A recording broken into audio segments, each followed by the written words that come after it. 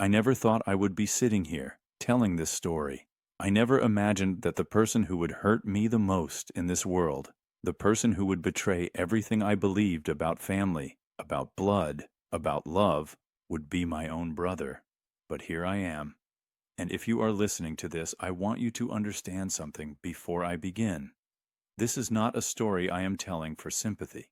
This is not a story I am telling for revenge, not anymore. The revenge already happened. This is a story I am telling because I need you to know the truth. I need you to understand how the person you trust the most can become the person who destroys you.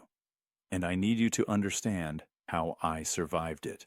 My name is Daniel Harris. I am 34 years old. I live in a modest house in a suburb of Manchester, England, with my wife Rebecca and our 2 children, Lily and James. I run a small but successful construction company that I built from nothing. And 3 years ago, my older brother Marcus tried to take everything from me. Not just my money, not just my business. He tried to take my reputation, my family, my sanity, and very nearly my life. But I got it all back. And he lost everything. Let me take you back to the beginning. Not the beginning of the betrayal, but the beginning of us. Because you cannot understand the depth of what Marcus did unless you understand the depth of what we were. Marcus and I grew up in a small terraced house in Salford. Our father, David Harris, was a bricklayer. Our mother, Eleanor, was a school teacher. We were not rich, but we were not poor either. We had enough. We had each other. And growing up, Marcus was my hero. He was 3 years older than me, which meant everything when we were kids. He was taller, stronger, faster. He could climb higher, run longer, and throw further. When the other kids on our street tried to pick on me, Marcus was there. He would stand between me and whoever was causing trouble, his chest puffed out, his fists ready. He never had to throw a punch. His presence was enough. Everyone knew that if you messed with Daniel Harris, you were messing with Marcus Harris. And nobody wanted that. I idolized him. I followed him everywhere. When he played football in the park, I sat on the sidelines and watched. When he brought friends home, I hung around the edges of their conversations, desperate to be included. And sometimes, on his good days, Marcus would let me in. He would ruffle my hair and say, "All right, Danny, you can play." And I would light up like the sun had come out just for me. But even then, even in those early days, there were signs. Signs I was too young and too devoted to see. Marcus was the golden child in our family. He was the firstborn, the one who carried our father's name as his middle name, the one who was supposed to carry on the family legacy. Our father adored him. Our mother doted on him. And Marcus, whether he realized it or not, came to expect that adoration as his birthright. I, on the other hand, was the afterthought. The second son, the one who came along 3 years later and disrupted the perfect family unit. I do not say this to be dramatic. I say it because it is the truth. My parents loved me. I know they did. But Marcus was always first. Marcus was always special. And I learned very early to accept my place in his shadow. The problem started when we got older. When Marcus was 18 and I was 15, our father was diagnosed with lung cancer. He had been a smoker his whole life, and it finally caught up with him. The diagnosis was terminal. 6 months, the doctors said, maybe less. Those 6 months were the hardest of my life. Watching our father wither away, watching our mother try to hold the family together, watching Marcus spiral into anger and denial. But here is the thing that I only understood years later. During those 6 months, while I was taking care of our father, sitting with him, holding his hand, listening to his stories, Marcus was barely there. He was out with his friends. He was at the pub. He was anywhere but home. And when he was home, he was angry. Angry at the doctors, angry at God, angry at our father for getting sick in the first place. He could not handle it. He could not handle the slow, painful reality of death, so he ran from it. Our father died on a Tuesday in March. I was there, holding his hand. Our mother was there, weeping quietly. Marcus arrived 20 minutes after it was over. He had been at a mate's house, he said. He had not heard his phone. I saw something in his eyes that day that I had never seen before. Guilt. Deep, corrosive guilt. And I think, looking back, that guilt was the seed of everything that came after, because Marcus could not forgive himself for not being there. And somehow, in his twisted logic, he could not forgive me for being there instead. After our father's death, things changed. Marcus became more distant, more unpredictable. He dropped out of university, where he had been studying business, and drifted from job to job. He moved in with a girlfriend, then broke up with her. He moved back home with our mother, then moved out again. He borrowed money and never paid it back. He made promises and never kept them. I, meanwhile, did what I had always done. I worked. I kept my head down, and I worked. I started as an apprentice bricklayer at 16, following in our father's footsteps. By 20, I was working as a foreman. By 25, I had saved enough money to start my own small construction company. Harris and Sons, I called it. Even though I did not have any sons yet, it was a tribute to our father, a way of keeping his memory alive. The company struggled at first, like all small businesses do, but I was determined. I worked 16-hour days. I took on every job I could find, no matter how small. I built a reputation for quality work, fair prices, and honest dealing, and slowly, gradually, the company began to grow. By the time I was 30, Harris and Sons had 15 employees, a fleet of trucks, and contracts with major developers across Greater Manchester. I had bought a house, married Rebecca, and started a family. I had built a life that our father would have been proud of. And Marcus? Marcus had watched from the sidelines, growing more bitter with every passing year. I did not see it at the time. I did not want to see it, because despite everything, despite his absences and his broken promises, Marcus was still my brother. He was still my hero, in some deep, childish part of my heart, and I wanted to believe that he was happy for me.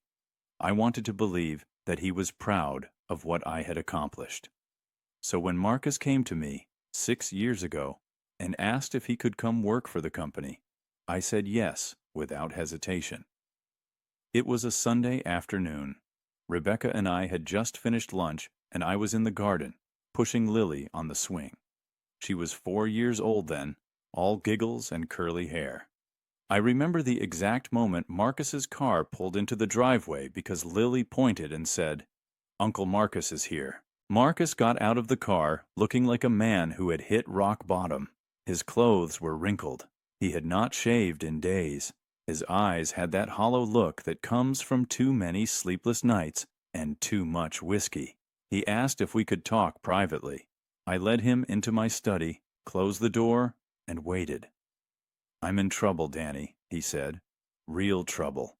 He told me he had been working as a sales manager for a car dealership, but the dealership had gone under. He was 3 months behind on his rent.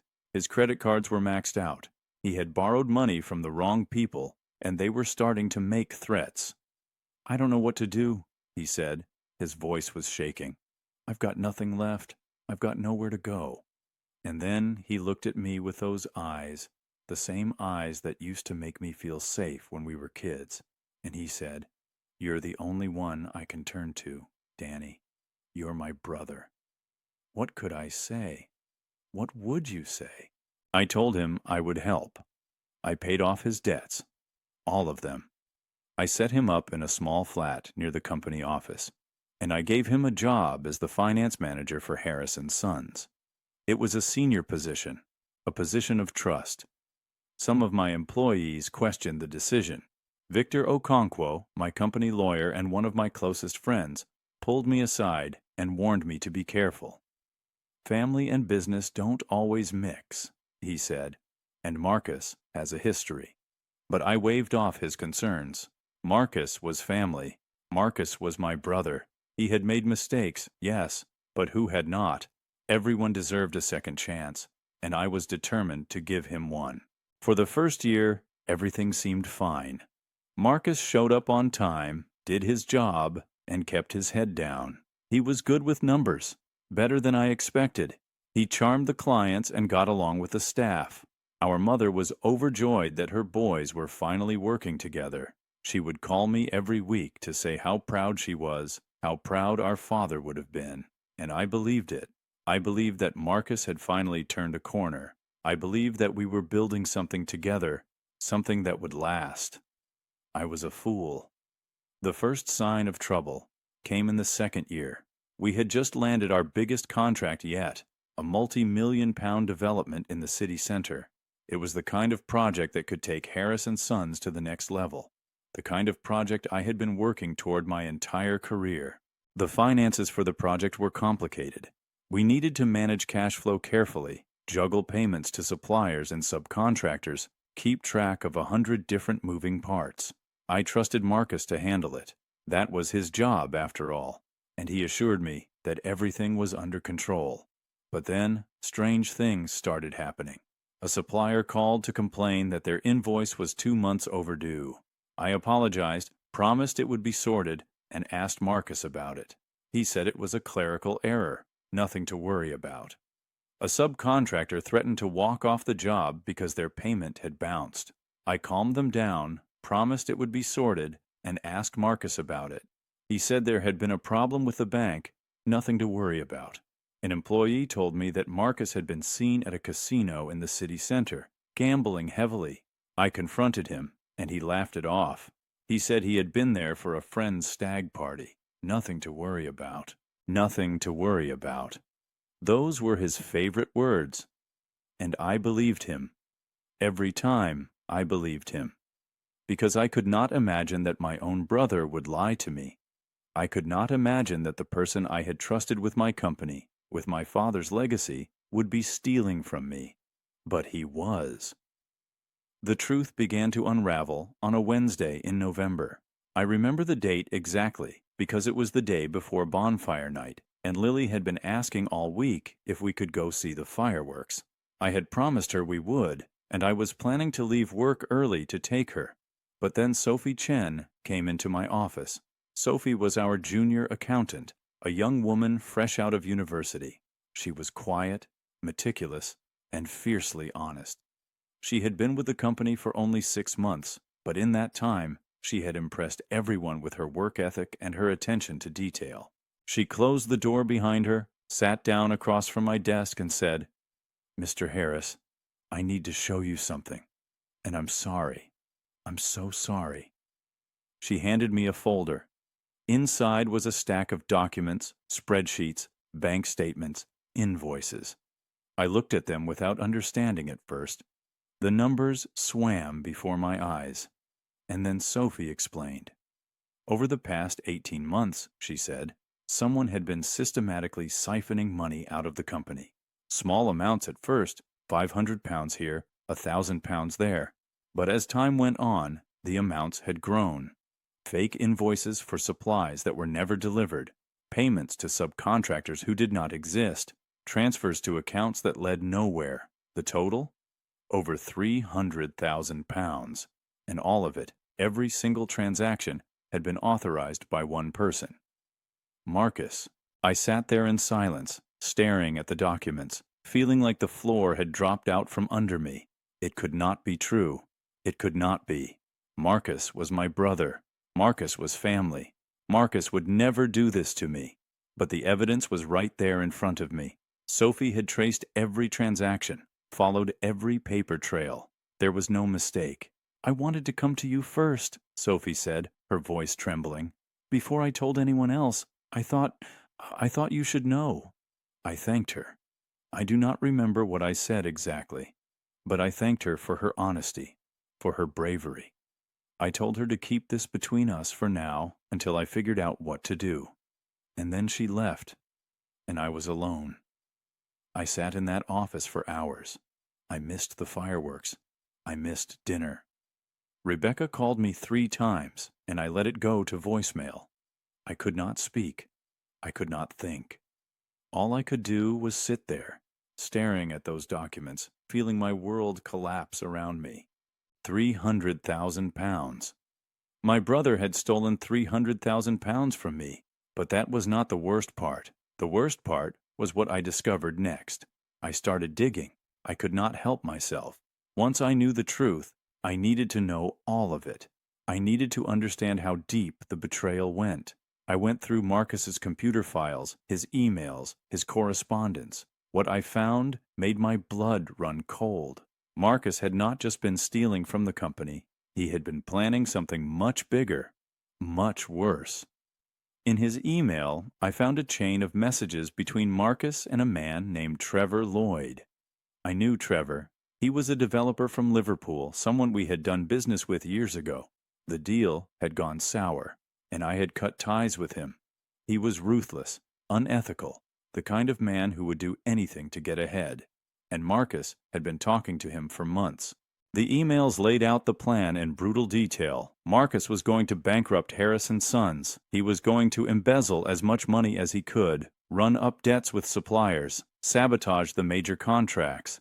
And when the company collapsed, when I was ruined, Trevor Lloyd was going to swoop in and buy up the pieces for pennies on the pound. In exchange, Marcus would get a 20% stake in the new company and a position as managing director. He was not just stealing from me. He was trying to destroy me. He was trying to take everything I had built and hand it over to someone else. And the reason? The reason was there in the emails, too, buried in a message Marcus had sent late one night. "Danny's always been the favorite," he wrote. "Ever since we were kids, he got everything. The company, the house, the perfect little family. Mom adores him. Everyone adores him. And what did I get? Nothing. Leftovers. Well, it's my turn now. It's time he learned what it feels like to lose everything." I read that message over and over, trying to understand it, trying to reconcile the words on the screen with the brother I thought I knew. I had given him everything. I had paid off his debts, given him a job, trusted him with my company. I had believed in him when no one else did. And this was how he repaid me? The pain I felt in that moment was like nothing I had ever experienced. It was not anger, not yet. It was something deeper, something primal. It was the feeling of having your heart ripped out by the person you loved most. I went home that night in a daze. Rebecca was waiting up for me, worried. I told her I was fine, just work stress. I could not tell her the truth. Not yet. I needed time to process, time to think, time to figure out what to do. I lay awake all night, staring at the ceiling, listening to Rebecca breathe beside me, and by morning, I had made a decision. I was not going to confront Marcus. I was not going to scream at him, or cry, or demand answers. That was what he would expect. That was what he was prepared for. No, I was going to do something else entirely. I was going to destroy him. But I was going to do it properly, legally, methodically. I was going to make sure that when Marcus fell, he fell hard. And I was going to make sure he never got back up. The next few weeks were a performance, the greatest performance of my life. I went into work every day with a smile on my face. I greeted Marcus like nothing had changed. I asked about his weekend, laughed at his jokes, invited him to Sunday dinner with the family. And he had no idea. He looked me in the eye day after day, and he had no idea that I knew everything. Meanwhile, I was building my case. I met with Victor Okonkwo in secret, showed him the evidence Sophie had gathered, told him about the emails with Trevor Lloyd. Victor was horrified, but he was also a professional. He knew exactly what to do. We hired a forensic accountant, one of the best in the country. We had them go through every record, every transaction, every piece of paper for the past 3 years. We documented everything, created a paper trail that was bulletproof. We gathered emails, recorded phone calls, built a case that would stand up in any court. At the same time, I started quietly restructuring the company's finances. I moved money into accounts that Marcus could not access. I renegotiated contracts with our major clients, explained the situation in confidence, assured them that the company was solid. I paid off the debts that Marcus had run up, slowly, carefully. so he would not notice. And I waited. Marcus, meanwhile, was getting impatient. I could see it in his eyes, in the way he fidgeted during meetings, in the way he kept asking questions about the company's finances. He wanted to know why certain accounts had been moved, why certain suppliers had been paid early, why I was suddenly taking such a close interest in the books. I fed him lies. I told him we were preparing for an audit, that I was just being careful, that there was nothing to worry about. Nothing to worry about. I used his own words against him, but he was getting suspicious. I could tell. He started staying late at the office, going through files, making phone calls he thought I did not know about. He was trying to figure out if I was on to him. Let him, I thought. Let him scramble. Let him panic. It would not change anything. 3 months after Sophie showed me those documents, I was ready. I called a meeting with Marcus in my office. Just the two of us, I said. There was something important I needed to discuss. He came in looking nervous, though he tried to hide it. He sat down across from my desk, the same spot Sophie had sat when she told me the truth, and he waited. I know everything, I said. Those 3 words. I had rehearsed them 1,000 times in my head, but when I finally said them, they felt inadequate. They could not capture the weight of what he had done, the years of lies, the depth of betrayal. But they were all I had. Marcus's face went pale. For a moment, just a moment, I saw something flicker in his eyes. Fear, guilt, maybe even regret. But then the mask came back. He leaned back in his chair, crossed his arms, and said, I don't know what you're talking about. I almost laughed. Almost. Instead, I reached into my desk drawer and pulled out a folder, the same folder Sophie had given me, plus everything Victor and I had gathered since. I laid it on the desk between us. 300,000 pounds, I said. Fake invoices, phantom suppliers, embezzlement, and the emails with Trevor Lloyd. All of it. Marcus stared at the folder. He did not touch it. That's not what it looks like, he said. His voice was shaking now. Really? Then what does it look like? Because to me, it looks like you've been stealing from me for 2 years. It looks like you've been planning to bankrupt the company and sell it off to someone else. It looks like you've been trying to destroy everything I've built. Danny, listen to me. No. I cut him off. No, I'm done listening to you. I'm done believing your lies. I trusted you, Marcus. I trusted you with everything. And this is what you did. He was quiet for a long moment. I watched his face cycle through emotions, fear, anger, desperation, and then finally, something that looked almost like contempt. You don't understand, he said. You've never understood. Then explain it to me. He laughed. It was a bitter, ugly sound. You think you're so much better than me, don't you?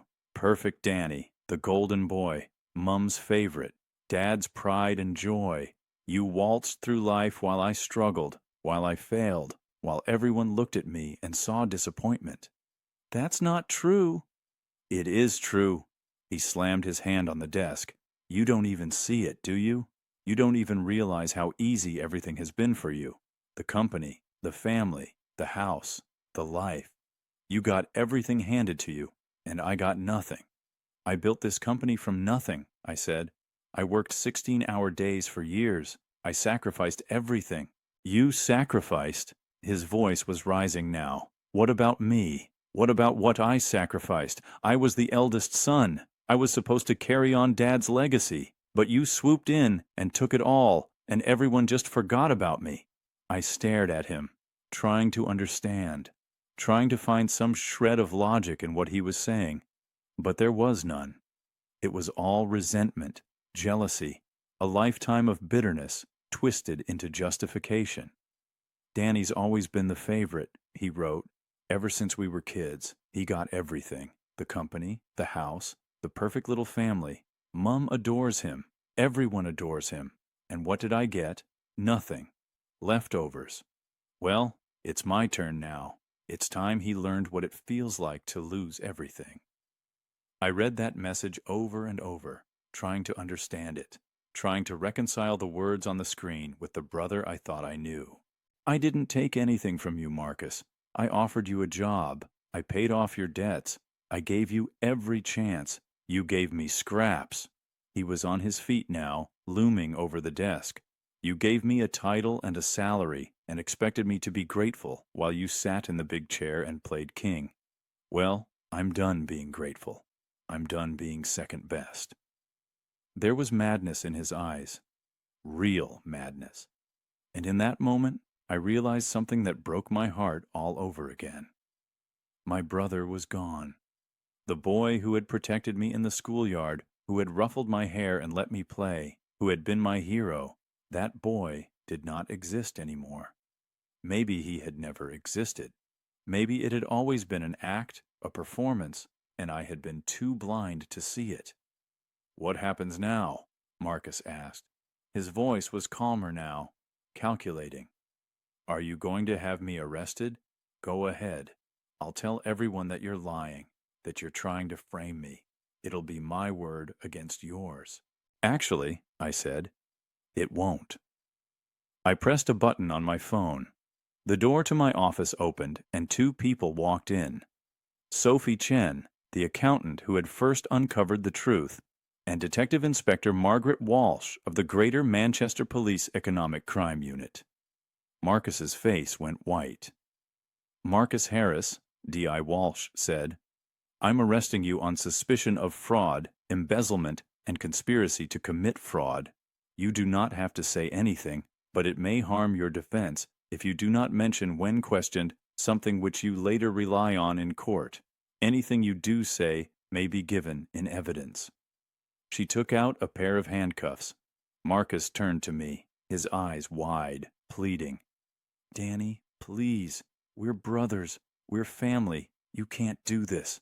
I stood up, looked him straight in the eye, and said, "You should have thought of that before you tried to destroy me." And I watched as they led my brother away in handcuffs, out of my office, out of my company, out of my life. But that was not the end. Not even close. That was just the beginning. The arrest was the easy part. What came next was hard, harder than I ever could have imagined. Within hours, word had spread. The local news picked up the story. Construction boss arrested for fraud. The phones started ringing. Clients wanted answers. Suppliers wanted reassurance. Employees wanted to know if they still had jobs. And then there was my mother. Eleanor Harris heard the news on the evening broadcast. She called me at 7 o'clock that night, her voice shaking with shock and disbelief. "Daniel, what have you done?" Not, "Is it true?" Not, "What happened?" But, "What have you done?" As if I was the one who had committed a crime. As if I was the one who had betrayed the family. "I didn't do anything, Mum. Marcus did. He's been stealing from me for years." "That's not possible. Marcus would never." "He did. I have proof. The police have proof." There was silence on the other end of the line, and then, in a voice that cut me to the bone, she said, "You've always been jealous of him, ever since you were children, and now you're trying to ruin him." I felt like I had been punched in the stomach. After everything, after all the evidence, after what Marcus had done to me, my own mother was taking his side. "That's not true," I said. "That's not fair." "What's not fair is that you had your brother arrested. What's not fair is that you're tearing this family apart. I always knew you were ambitious, Daniel, but I never knew you were cruel." She hung up before I could respond. I stood there in my kitchen, holding the phone, feeling something break inside me. Rebecca came in and found me like that, frozen, staring at nothing. She took the phone from my hand, wrapped her arms around me, and held me while I cried. I had lost my brother, and now, it seemed, I was losing my mother too. But I did not have time to grieve, because Marcus was not going down without a fight. From his jail cell, he launched a counterattack. He hired the most expensive criminal defense attorney in Manchester, a man named Harrison Price, who had a reputation for getting guilty people off on technicalities. He pleaded not guilty to all charges. And he went to the press. The story Marcus told was a masterpiece of manipulation. He claimed that he was innocent, that I had framed him to cover up my own mismanagement of the company. He said that I had always resented him, that I had forced him out of the family, that I was using the criminal justice system to settle a personal vendetta. Some people believed him. Some journalists ran with the story. Brother versus brother. The Harris family feud. They painted me as the villain, the ruthless businessman who had turned on his own flesh and blood. Clients started pulling out of contracts. 2 of my best employees resigned, saying they did not want to be associated with the controversy. Our bank called to discuss the status of our loans. Harris and Sons, the company I had built from nothing, was on the brink of collapse. And then things got worse. One night, about 2 weeks after Marcus's arrest, I came home to find my front window smashed. Someone had thrown a brick through it with a note attached. "Drop the charges or else." I called the police. They took a report, promised to investigate, but we both knew nothing would come of it. There was no evidence, no witnesses, no way to prove who had done it. But I knew. I knew it was Trevor Lloyd, Marcus's partner in crime. Marcus was in jail, but Trevor was still out there, and he was not happy that his plan had been disrupted. The intimidation continued over the following weeks. Threatening letters in the mail, phone calls in the middle of the night, heavy breathing, then silence. Someone slashed the tires on Rebecca's car while she was at the supermarket with the kids. I hired a security company to patrol the house. I installed cameras, alarm systems, motion sensors. I started checking the car for tampering every morning before I drove to work, and I did not drop the charges. I would not give them the satisfaction. But the stress was taking its toll. I was not sleeping. I was barely eating. I snapped at Rebecca, at the kids, at everyone around me. I was paranoid, looking over my shoulder constantly, jumping at every unexpected noise. One evening, I was sitting in my study, going through yet another stack of legal documents, when Lily came in. She was 6 years old enough to sense that something was wrong, but not old enough to understand what. "Daddy," she said, climbing into my lap, "why are you sad all the time?" I looked at her innocent face, her trusting eyes, and I felt my heart break. What was I doing to my family? What was I putting them through? "I'm not sad, sweetheart," I lied. "I'm just busy." She shook her head. "Mummy says Uncle Marcus did something bad. Is that why he's not coming to Christmas?" Christmas. I had not even thought about Christmas. How was I supposed to explain to my children that their uncle was in jail, that their grandmother blamed me for it, that everything I had worked for was falling apart? "Uncle Marcus made some mistakes," I said carefully, "and now he has to talk to some people about it. Is he going to say sorry?" I wished I could tell her yes. I wished I could tell her that Marcus would apologize, that everything would go back to normal, that we would all be a family again. But I could not lie to her. Not anymore. "I don't know, sweetheart. I hope so." She thought about this for a moment. Then she put her little arms around my neck and hugged me tight. "I love you, Daddy. I love you too." She left the study, and I sat there in the silence, my eyes stinging with tears. For her sake, for my family's sake, I had to see this through. I had to win, and I did. The trial began in April, 6 months after Marcus's arrest. It was held at the Crown Court in Manchester, and it lasted 3 weeks. Harrison Price, Marcus's attorney, did everything he could to discredit the prosecution's case. He attacked Sophie Chen's credibility, suggested that she had fabricated the evidence to curry favor with me. He brought in character witnesses who testified that Marcus was a good man, a family man, a victim of circumstance. But Victor Okonkwo, who was assisting the prosecution, was ready for every trick. He had the forensic accountant explain, in painstaking detail, exactly how Marcus had stolen the money. He produced the emails with Trevor Lloyd, authenticated by digital forensics experts. He called employees who had witnessed Marcus's suspicious behavior, subcontractors who had never received payments, clients who had been lied to. And then, on the final day of the trial, the prosecution called their star witness. Me. I walked into that courtroom with my head held high, but inside I was shaking. I had not seen Marcus since the day he was arrested, and there he was, sitting at the defense table, looking thinner and paler than I remembered. He was wearing a suit, but it did not fit right anymore. His eyes met mine as I took the stand, and I saw something there that I had not expected. Hatred. Pure, undiluted hatred. My brother looked at me like I was his worst enemy, and I suppose, in his mind, I was. The prosecutor asked me to describe my relationship with Marcus. I told the truth. I told them about our childhood, about how I had idolized him, about how I had given him a job when no one else would. I told them about the discovery, about the documents Sophie had shown me, about the plan to bankrupt the company. And when the prosecutor asked how I felt when I learned the truth, I told them that too.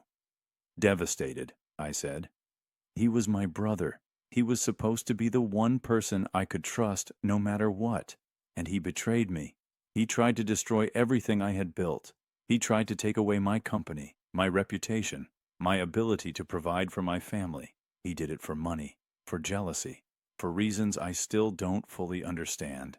And he did it without a shred of remorse. Marcus's attorney cross-examined me, tried to paint me as vindictive, as power-hungry, as someone who had always wanted Marcus out of the way. I stayed calm. I answered every question honestly. I did not rise to the bait. And when it was over, I walked out of that courtroom feeling lighter than I had in months. The jury deliberated for 2 days. On the third day, they returned their verdict. Guilty. On all counts. Marcus was sentenced to 7 years in prison for fraud, embezzlement, and conspiracy. He was ordered to pay restitution, though everyone knew he had nothing left to pay with. His reputation was destroyed. His name was in every newspaper. The man who had once been my hero was led away in handcuffs, a convicted criminal. And Trevor Lloyd? The police investigated him too. They found evidence linking him to the intimidation campaign, the threatening letters, the vandalism. He was charged with conspiracy to commit fraud and witness intimidation. He got 5 years. It was over. Finally, mercifully, it was over. But the scars remained. In the months after the trial, I focused on rebuilding. The company had taken a hit, but it was not as bad as I had feared. Most of our clients stuck with us. The employees who had left were replaced by new ones. Slowly, steadily, Harris and Sons began to recover. But my relationship with my mother never did. Eleanor Harris refused to speak to me. She visited Marcus in prison every week, sent him money, wrote him letters. But she would not answer my calls. She would not come to see her grandchildren. She blamed me for everything, and nothing I could say would change her mind. That hurt. It hurt more than Marcus's betrayal in some ways, because Marcus had chosen to be my enemy.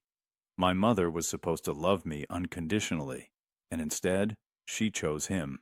I spent a long time being angry about that. Then I spent a long time being sad. And eventually, with Rebecca's help and a good therapist, I learned to let it go. I could not control my mother's feelings. I could not make her see the truth. All I could do was live my life, take care of my family, and hope that someday, somehow, she would come around. It took 3 years. Marcus was released from prison 2 years ago, after serving just over half his sentence. He moved to London, as far from Manchester as he could get without leaving England. I heard through the grapevine that he was working at a warehouse, minimum wage, trying to rebuild his life. I did not contact him. He did not contact me. We were strangers now, connected only by blood and by the memory of what had once been.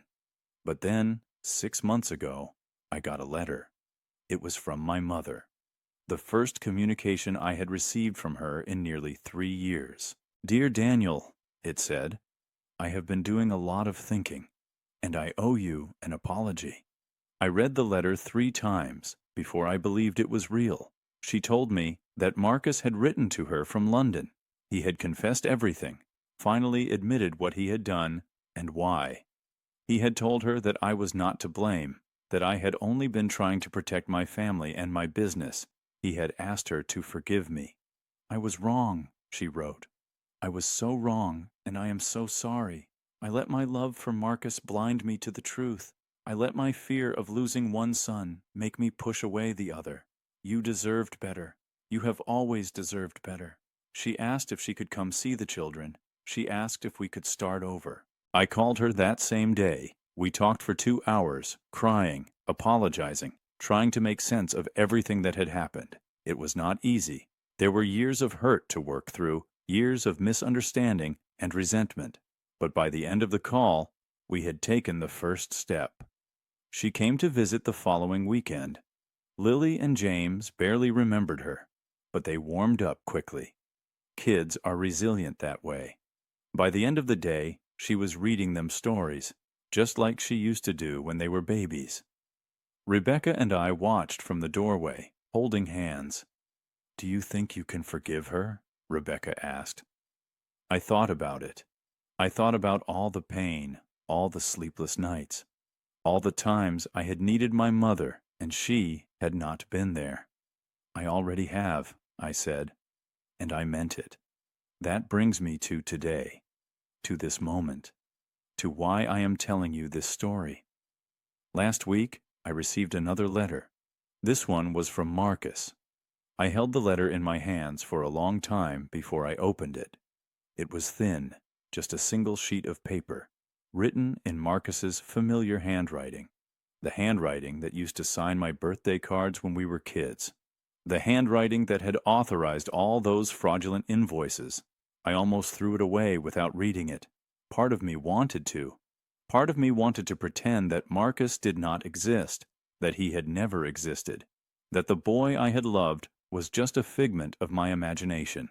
But I opened it anyway, because even after everything, he was still my brother, and I needed to know what he had to say. "Dear Danny," the letter began, "I don't expect you to forgive me. I don't deserve your forgiveness, but I wanted you to know that I'm sorry for everything." He went on. He told me about prison, about the long nights in his cell, about the endless hours to think about what he had done. He told me about the group therapy sessions, the counselors who had helped him understand his own behavior. He told me that he had been diagnosed with a personality disorder, something that explained, though did not excuse, his lifelong pattern of jealousy and resentment. "I was jealous of you," he wrote. "I have been jealous of you for as long as I can remember. You were everything I wanted to be, everything I thought I should be. And instead of being happy for you, I hated you for it. I let that hatred consume me. I let it turn me into someone I don't recognize." He told me about his life in London, the small flat, the minimum wage job, the loneliness.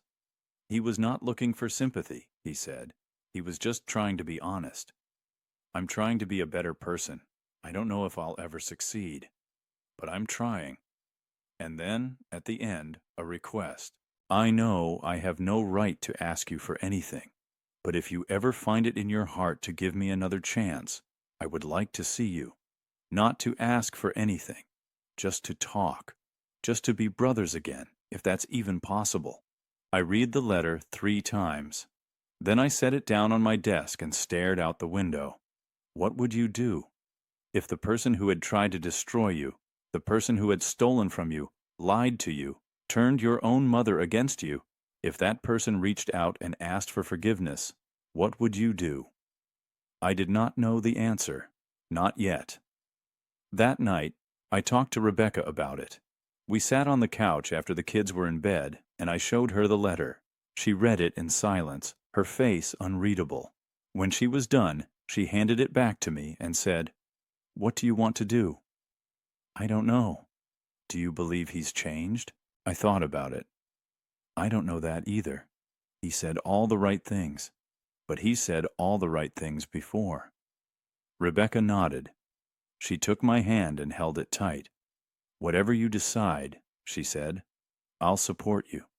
But you need to decide for yourself, not for your mom, not for the family, not for anyone else, for you."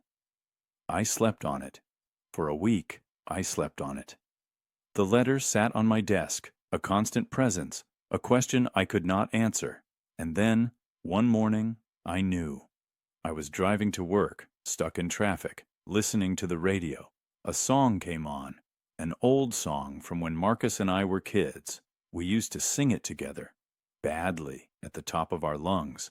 I had not heard it in years, and suddenly, I was crying. Not sad tears exactly, not happy tears either, just tears. Years of tears, finally coming out. By the time I got to the office, I had made my decision. I wrote Marcus back that afternoon. "Dear Marcus," I wrote, "thank you for your letter. I appreciate your honesty, and I believe that you are trying to change. I won't pretend that everything is forgiven. It's not. Maybe it never will be. But I am willing to try. I am willing to meet you, to talk, to see if there is anything left of the brothers we used to be. I cannot promise anything beyond that. But it's a start." I gave him my phone number. I told him to call me when he was ready. He called 3 days later. The conversation was awkward, stilted. We did not know how to talk to each other anymore. Too much had happened. Too many words had been said that could never be taken back. But we talked. About nothing important at first. About the weather. About football. About Mum. And then, slowly, about the things that mattered. He apologized again. I listened. I did not say that I forgave him, because I was not sure I did. But I said that I was willing to move forward. That was the best I could offer. We agreed to meet. Just the two of us. No one else. Coffee in a neutral location. We chose a cafe in Birmingham, halfway between Manchester and London. The morning of the meeting, I woke up feeling sick. Rebecca found me in the bathroom, splashing water on my face. "You don't have to do this," she said.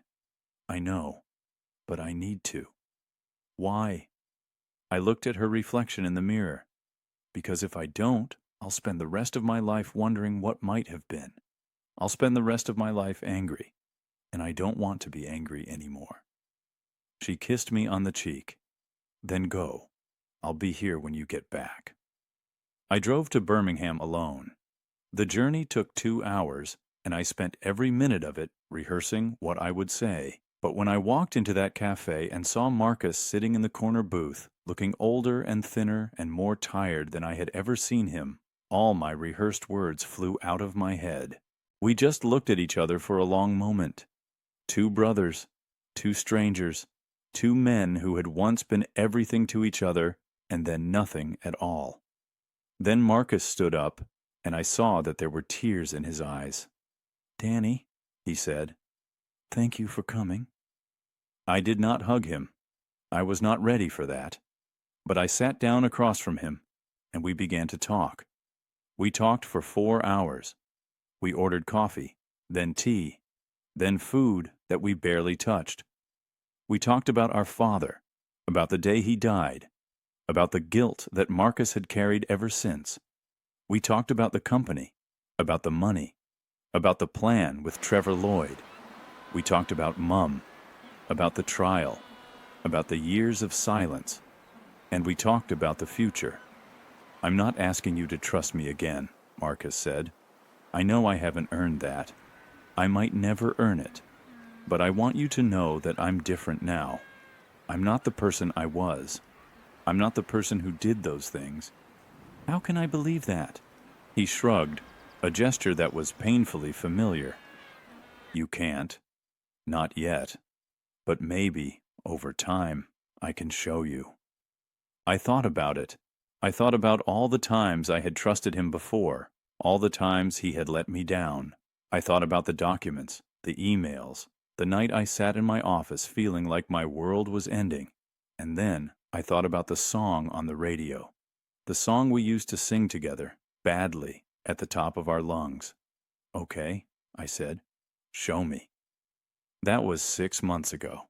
And in those 6 months, Marcus has been showing me. I called her that same day. We talked for 2 hours, crying, apologizing, trying to make sense of everything that had happened. It was not easy. There were years of hurt to work through, years of misunderstanding and resentment. But by the end of the call, we had taken the first step. She came to visit the following weekend. Lily and James barely remembered her, but they warmed up quickly. Kids are resilient that way. By the end of the day, she was reading them stories, just like she used to do when they were babies. Rebecca and I watched from the doorway, holding hands. "Do you think you can forgive her?" Rebecca asked. I thought about it. I thought about all the pain, all the sleepless nights, all the times I had needed my mother and she had not been there. "I already have," I said, and I meant it. That brings me to today, to this moment, to why I am telling you this story. Last week, I received another letter. This one was from Marcus. He calls every week, not to ask for anything, just to talk. He sends cards for the kids' birthdays, not expensive gifts, just thoughtful notes. He came up to Manchester for Christmas, stayed in a hotel, spent the holiday with Mum and the family. It was awkward, but it was a start. Last month, he got a new job, a proper job, at a small accounting firm in London. Entry level, but legitimate. He told me about it with more pride than I had ever heard in his voice. "It's not much," he said, "but it's honest work. It's mine." I told him I was proud of him, and I meant it. Is everything forgiven? No. Will it ever be? I do not know. Some wounds are too deep to heal completely. Some scars never fade.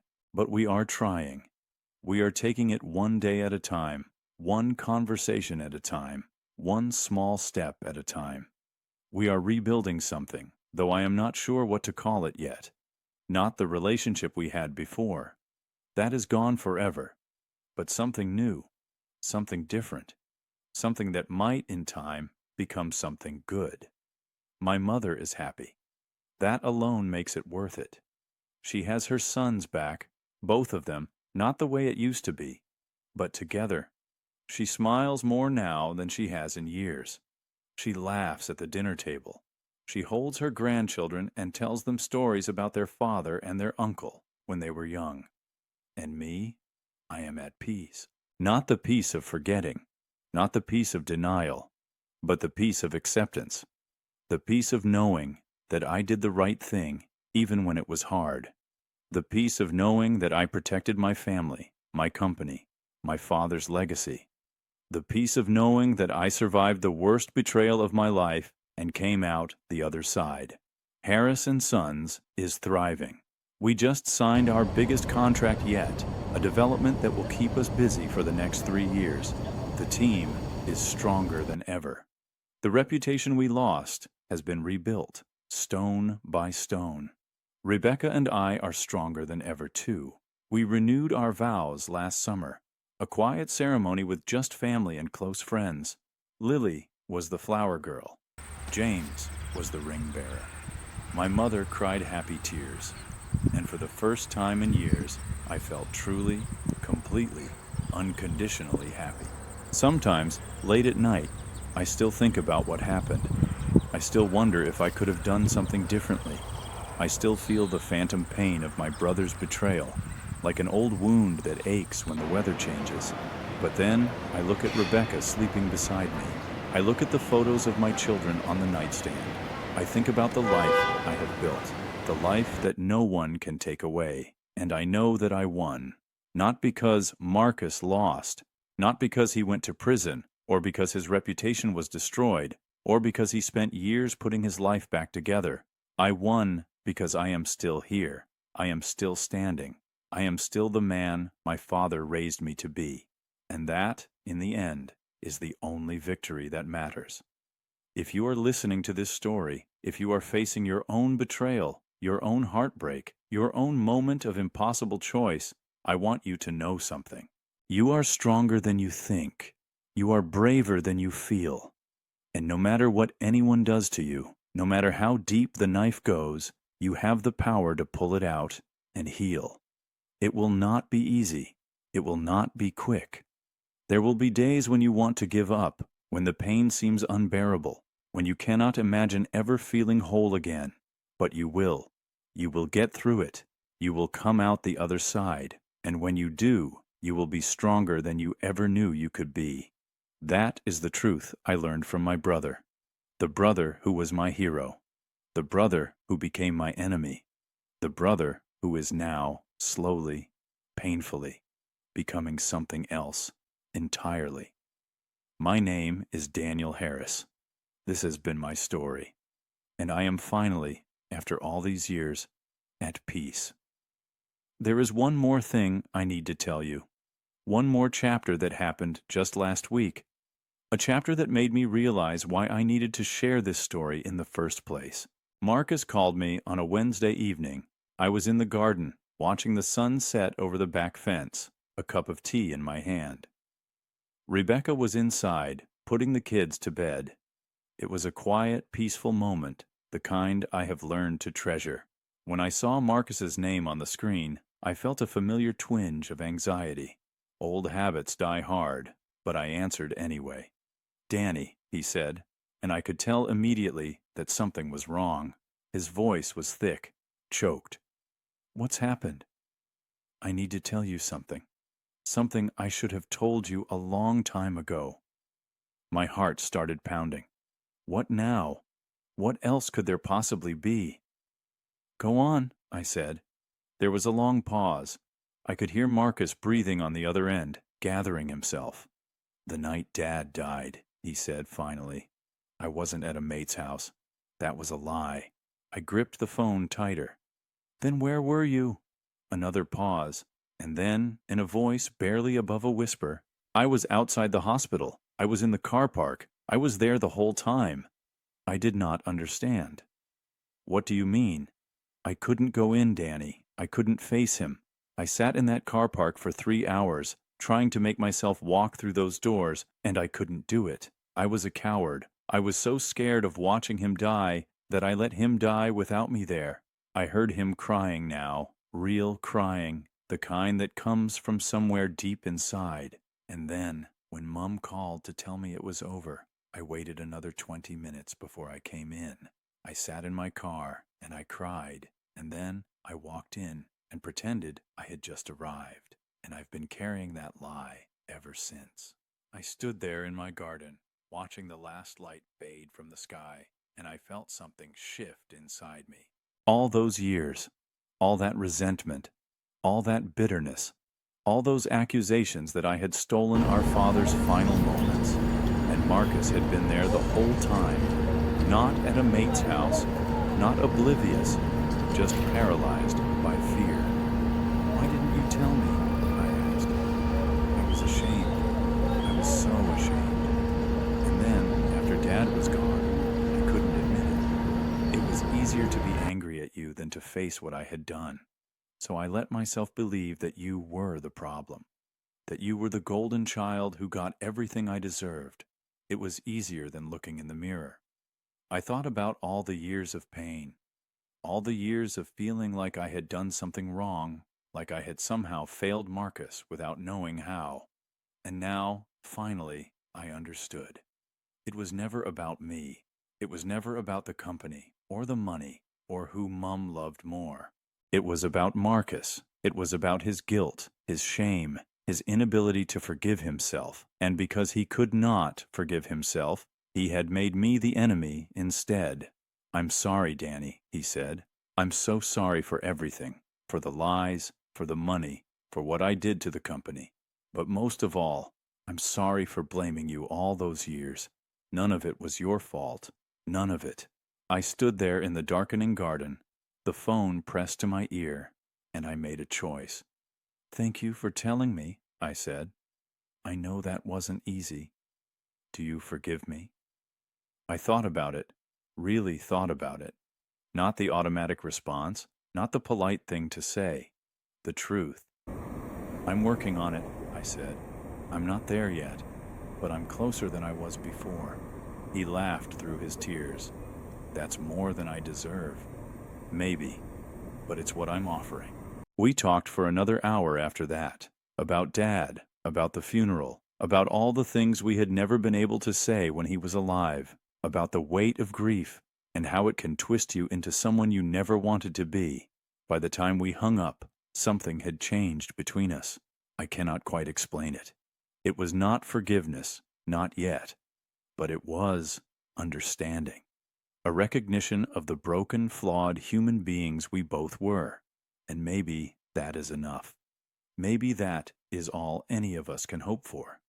That was last week.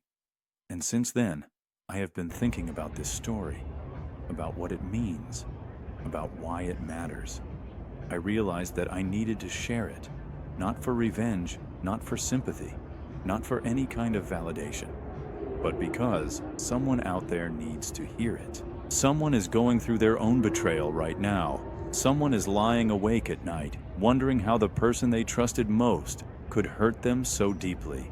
Someone is questioning everything they thought they knew about love and family and the people closest to them. And I want that person to know, you are not alone. Betrayal is one of the most painful experiences a human being can endure. It shatters your sense of reality. It makes you question your own judgment. It fills you with rage and grief and a bone-deep exhaustion that never quite goes away. But it does not have to destroy you. It does not have to define you. You can survive this. You can rebuild. You can come out the other side as a stronger, wiser, more compassionate person. And here is the secret that no one tells you. The revenge that matters most is not the revenge you take on your betrayer. It is not watching them suffer, or seeing them punished, or getting back everything they took from you. The revenge that matters most is the life you build afterward. Every happy moment, every laugh with your children, every quiet evening with the person who truly loves you, every success at work, every friendship deepened, every sunset watched from your own garden. That is the revenge that endures. That is the revenge that heals. Marcus took 300,000 pounds from me. He tried to destroy my company, my reputation, my relationship with my mother. He spent years as my enemy, years as the source of my greatest pain. But look at me now. I have a wife who loves me, children who adore me, a company that is thriving, friends I can count on, a mother who is back in my life. And I have something Marcus never had, something he is only now beginning to understand. I have peace. Not the peace of a life without struggle, not the peace of a man who has never been hurt, but the peace of a man who faced the worst and survived. The peace of a man who chose forgiveness over bitterness, rebuilding over destruction, love over hate. That is my revenge. And it is sweeter than anything else I could have imagined. So if you are going through something like this, if someone you trusted has betrayed you, if you are wondering how you will ever get through it, let me tell you what I wish someone had told me. Take it one day at a time. Feel what you need to feel. Get help if you need it. Therapy, friends, family, whatever works for you. Do not be ashamed of your pain, but also, do not let the pain consume you. Do not let your betrayer live rent-free in your head forever. Do not give them the power to define the rest of your life. You are more than what was done to you.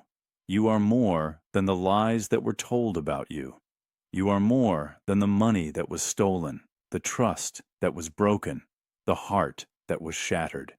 You are a survivor. And survivors do not just endure, they thrive. It has been 3 years since I discovered the truth about Marcus. 3 years since I sat in my office, staring at those documents, feeling like my world was ending. And now, looking back, I can see something I could not see then. That was not the ending. That was the beginning of my real life. The life where I finally understood who I could trust. The life where I stopped being blind to the darkness in the people I loved. the life where I learned to protect what mattered most.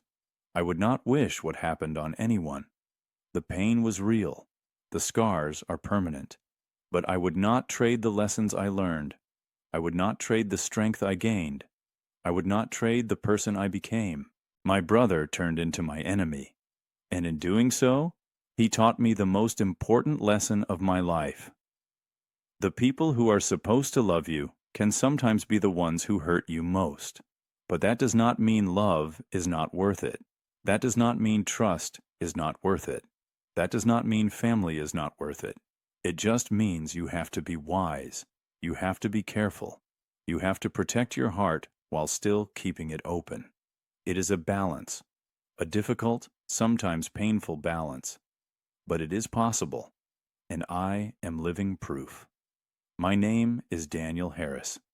My brother turned into my enemy, and then, slowly, painfully, over years of struggle and grief and growth, he started to become my brother again. I do not know how the story ends. None of us do. But I know this.